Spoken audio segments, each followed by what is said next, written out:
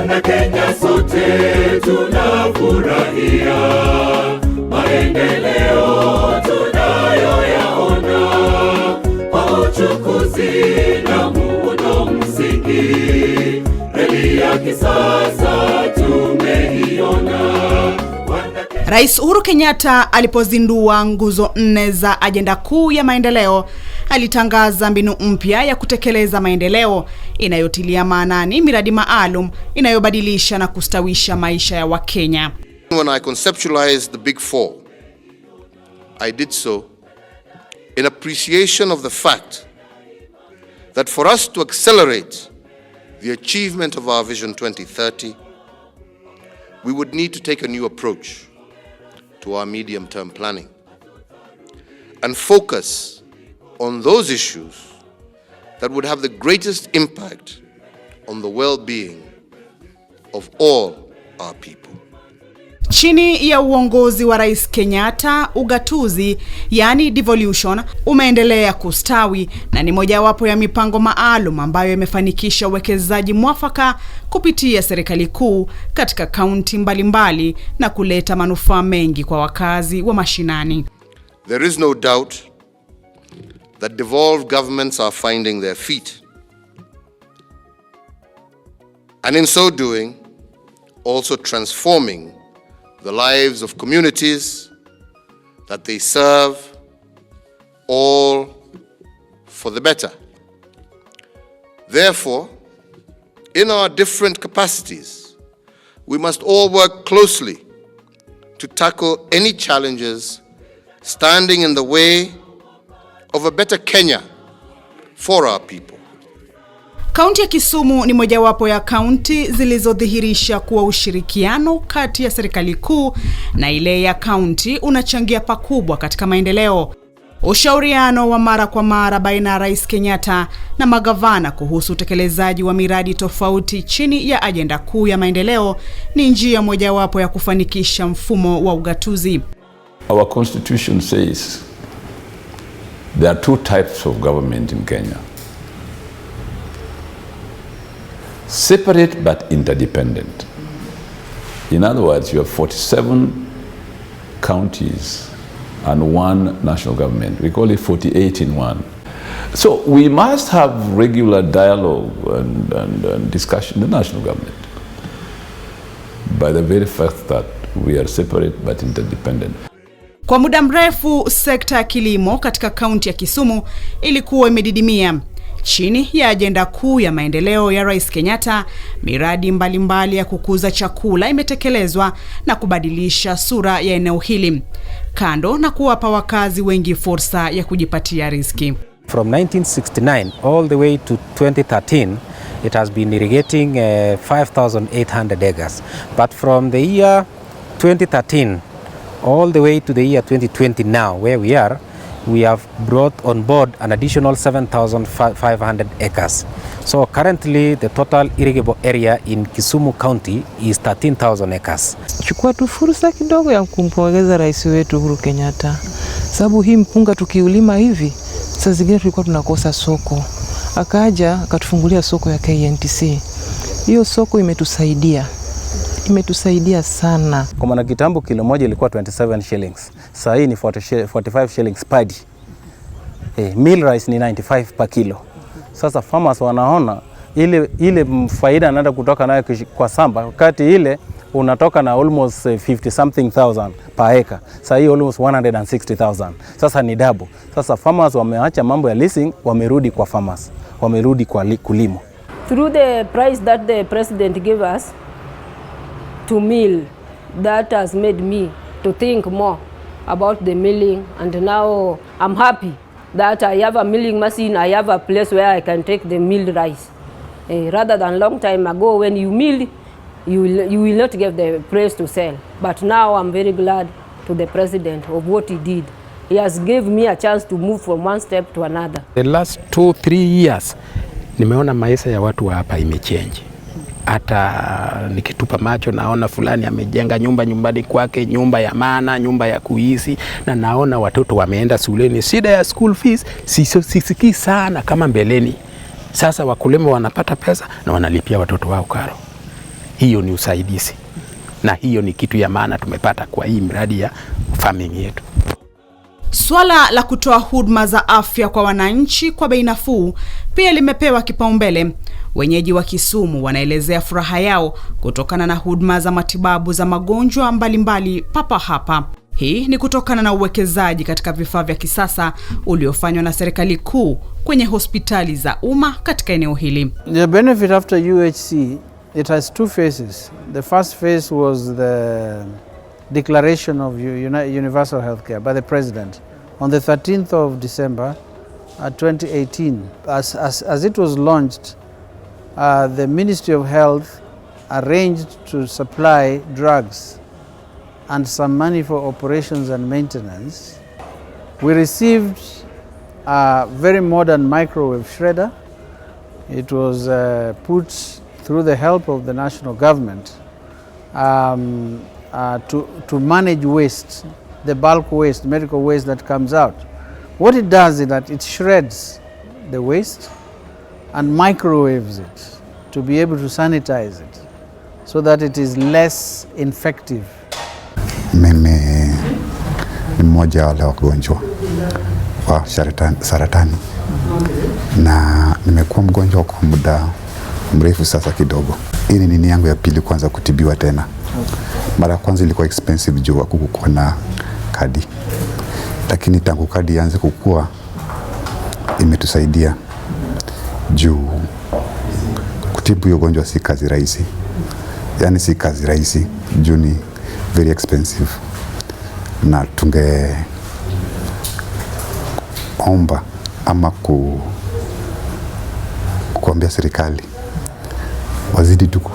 wazidi kuweka manani watu wakuwe na hiyo kadi ya NHIF.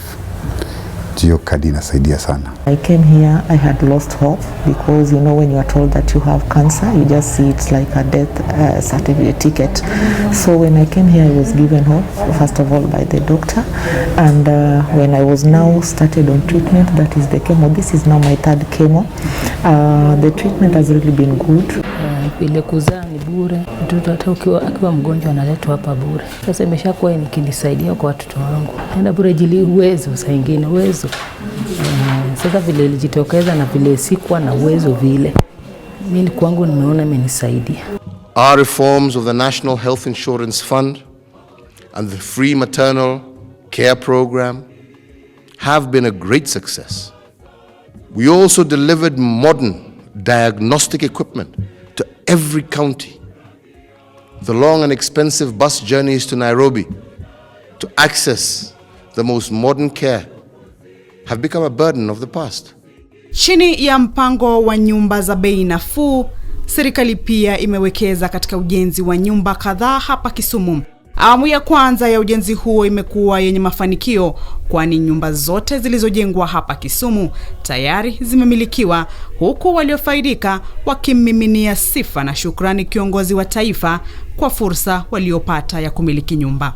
I think I would really congratulate the President for this initiative, because this is the best initiative ever. You can never get a mortgage at 5% per annum. These mortgages go for 5% per annum, and you pay for a period of 20 years. So it gives you room for other developments when you currently own a place you call home. This is a very sincere and trustworthy initiative. It's not like the other groups we see that pay money, then you can own a house, then you hear the owners vanished. This is a very genuine process and you can always monetize. Singeliweza kujenga nyumba mara moja, sikuwa na hizo pesa. Niliona hii wataniwa wananikata kwa mshahara kidogo kidogo nikiendelea kulipa nyumba. What I only needed was the 10% ile nilichukua kwa Cooperative society yangu, alafu nikalipa hiyo 10%. Sai mimi niko na raha, nyumba kubwa.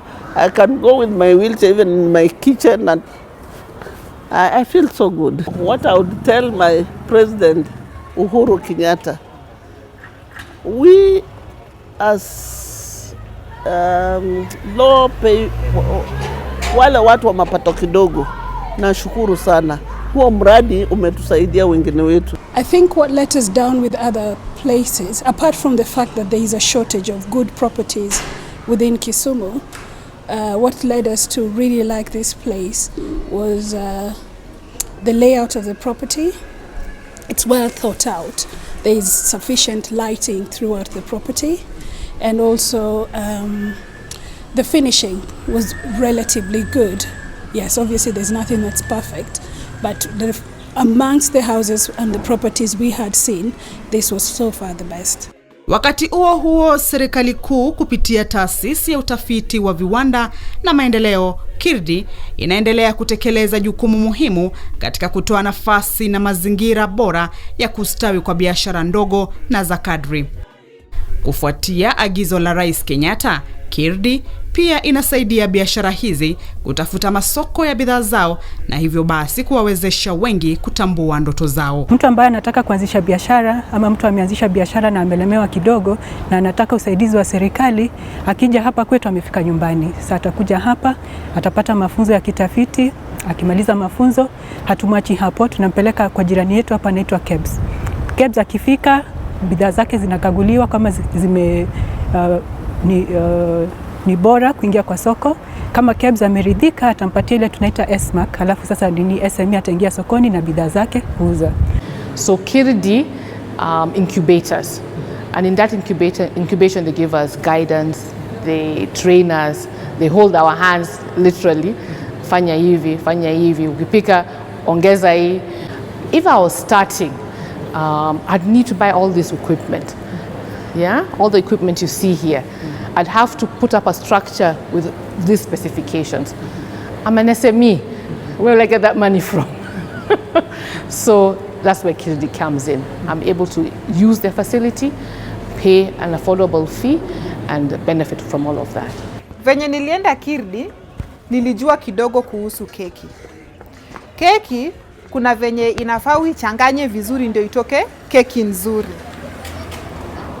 Lakini venye nilienda huko, with the help of the food scientist, walinisaidia to prove the standard of my cakes, of which now I can sell it to anybody. Ningependa kumshukuru Bwana Rais Uhuru Kenyatta kwa hii uwepo wa kuweka machines hapa KIRDI, kwa sababu imetupa sisi kama wanabiashara wadogo uwezo wa kupata zile mashini ambazo tungeweza kuyapata kama tungeyanunua kupitia fedha zetu. Na pia imeweza sisi kuiboresha biashara zetu haraka sana, kwa sababu kunazo zile machines ambazo they'll cost me millions, lakini kwa sababu serikali tayari imezileta hapa, tunazitumia just at a small fee, ambayo imeniwezesha kwa biashara yangu ili nikue kwa mbio sana. Umeme ni kiungo muhimu katika kuafikia ajenda kuu ya maendeleo kama alivyonuia Rais Uhuru Kenyatta. Hivyo basi, uwekezaji uliofanywa chini ya mpango wa last mile connectivity umewapa wafanyabiashara wadogo matumaini ya kuhusika vilivyo katika maendeleo ya nchi. So when this last mile connectivity of electricity came here, and I saw that now that there's power around, why can't I transfer the business from down the village there and bring it where it's accessible? I've built this workshop right inside my home, within my gates. Sometimes I get a lot of orders within very short deadlines, sometimes like 50 hives within a week. It forces me to work throughout the night. When children are idle and not playing outside there, containing them within the house is not very easy. So having the electricity in the house makes me have a TV in the house, the TV programs, the cartoons, so the children are normally within the house, no wandering about, so that they can track corona on the roads or public places. Kitambo nilikuwa natumia sola. Hata malipi nilikuwa kidogo, saa ingine nalipa, saa ingine silipi.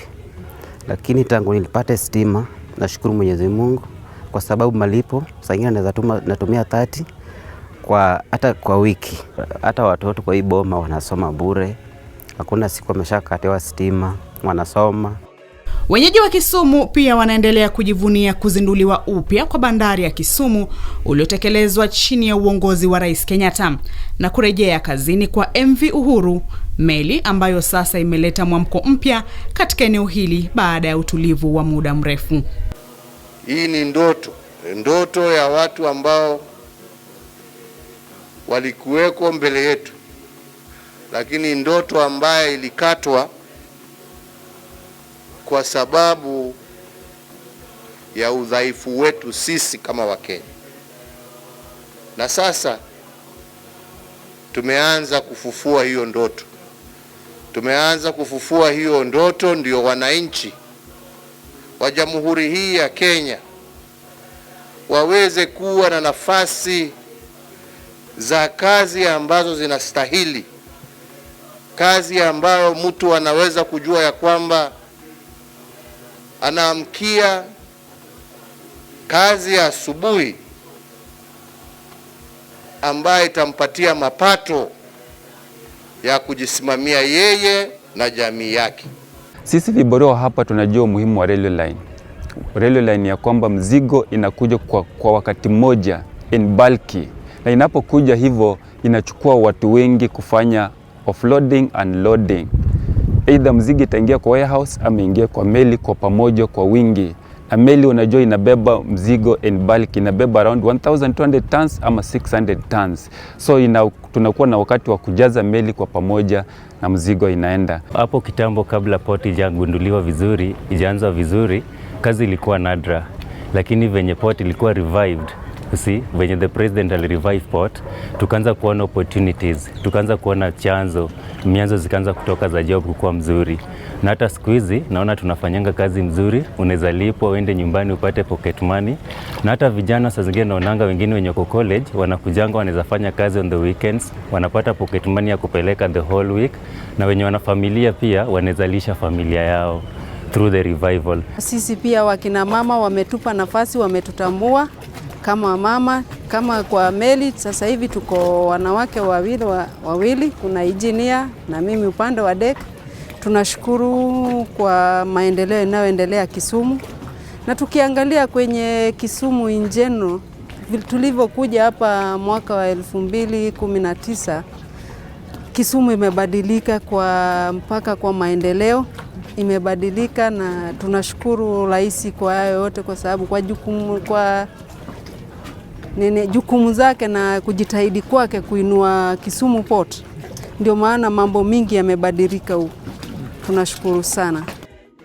Kisumu inajiandaa kwa ufunguzi wa soko la Uhuru Business Park Complex. Soko hili jipya la kisasa litatumiwa na wafanyabiashara waliohamishwa kutoka maeneo tofauti. Serikali kuu ilitoa ufadhili wa soko hili kupitia idara ya maendeleo ya mijini, na wafanyabiashara wanasubiri kufunguliwa kwake kwa hamu kubwa. Mimi nilikuwa mwenyekiti mdogo huko Lwang'ni. Nilikuwa nafanya kazi ya hoteli ya kuuza samaki. Biashara ilikuwa huko mzuri. Sasa ilifika wakati ambao sasa port ilikuwa inataka kuwa kubwa. Sasa ndio tuliambiwa tutoke huko ili warekebishe port, wageni wakuje wengi. Deputy County Commissioner alikuja akatuongelesha, akasema hii kitu inakujia nyinyi, na mkijenga ile soko nyingine kijengwa, nyinyi ndio mtakaa huko. Sasa msipige kelele, wacheni soko ijengwe muende huko. Sasa sisi pia tulikuwa tumevumilia, tukasikia bwana County Commissioner, na tumeona soko imejengwa. Tumekuwa tukiona na nje, hatujaingia ndani sana, na tukaona enyewe the place is good, very good, and the environment is so friendly. We have enough parking space. Hatutakangania mambo ya parking tena. Kule chini tulikuwa tukingangania, hakuna nini. Alafu tukiacha mambo ya parking, mtu akiwa na haja atapata pahali pa kwenda. Tukiangalia vile the place iko, kuna maji hapo, hatutasumbuliwa tena. Alafu security pia tunaona iko sawa. Ili kuimarisha urahisi wa usafiri katika kaunti hii, serikali kuu pia imetekeleza miradi ya ujenzi wa barabara kadhaa. Zingine zimekamilika na zingine zingali zinaendelea kujengwa. Kwanza asua hapa Kisumu tulikuwa na shida sana ya barabara, kwa sababu jam ilikuwa Kisumu, mvua ikinyesha mafuriko inakuwa kwa barabara, magari yesi kapita.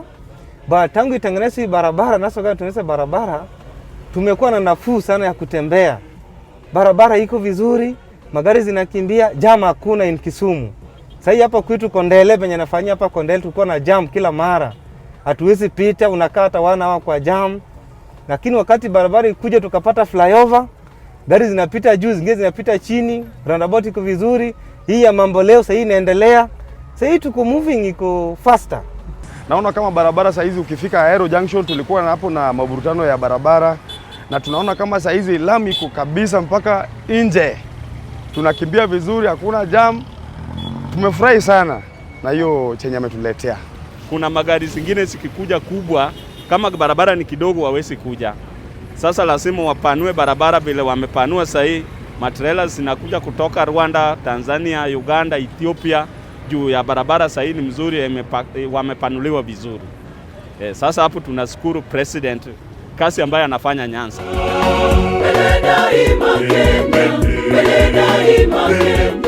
Maendeleo jijini Kisumu yamepelekea jiji hili kupewa fursa ya kuandaa toleo la 9 la mkutano wa Africities utakaofanyika mwaka ujao. Kabla ya kongamano hilo linalojumuisha nchi kadhaa za Afrika, serikali kuu imezindua ujenzi wa jumba la mikutano lililo na uwezo wa kuketi watu zaidi ya 5,000.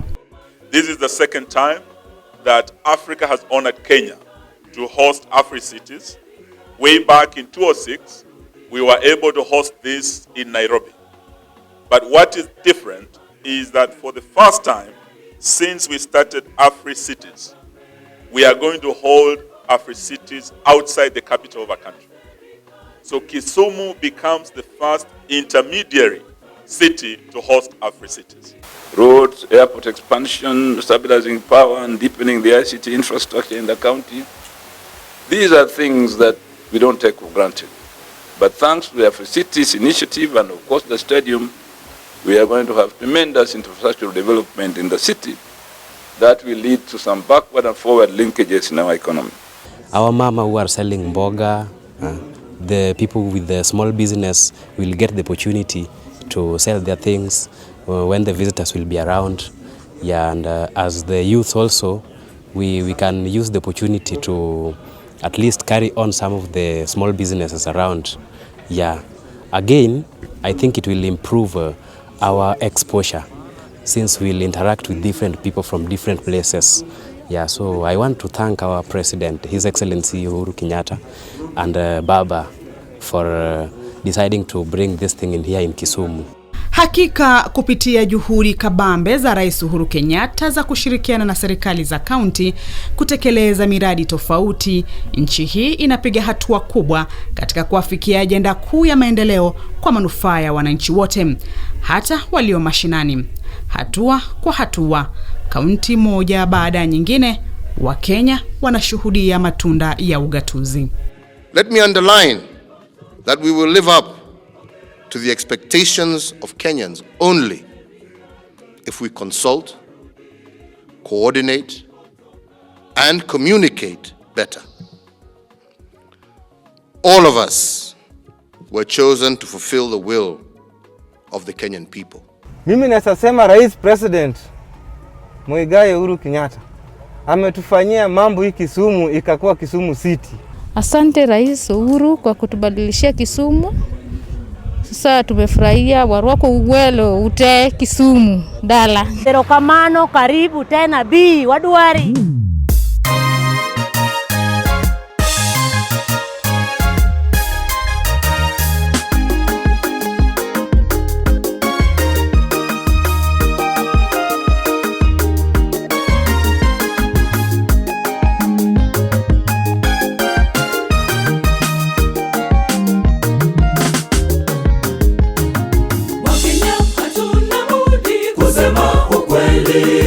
Ijapo unachoma utatuwe